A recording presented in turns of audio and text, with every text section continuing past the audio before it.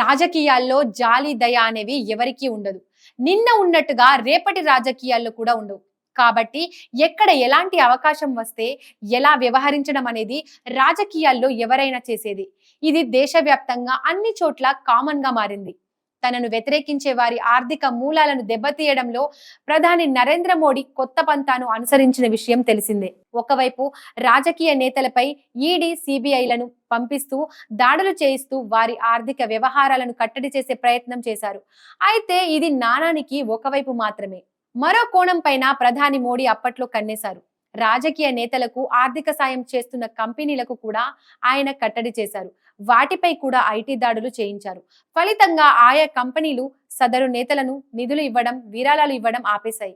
Cut చేస్తే ఇప్పుడు ఏపీలోనూ ఇదే తరహా పరిస్థితి కనిపిస్తోందని అంటున్నారు. ఎందుకంటే రాజకీయంగా చూసుకున్నప్పుడు ప్రజలు వైసీపీని దూరం పెట్టారు.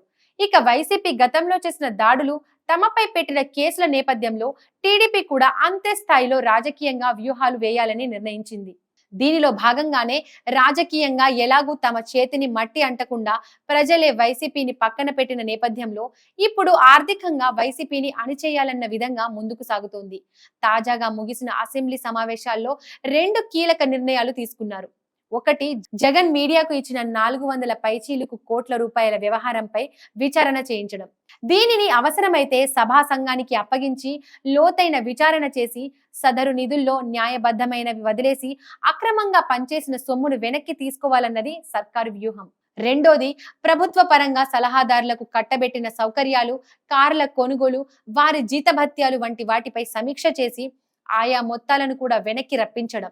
దీనిని సభలోనే ప్రతిపాదించారు. అలాగే గనుల వ్యవహారంలో సాగిన రివర్స్ టెండర్లను కూడా సమీక్షించడం.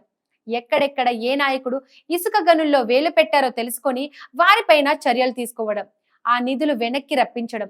ఇవన్నీ కూడా అసెంబ్లీ వేదికగా తీసుకున్న నిర్ణయాలే కావడం గమనార్హం.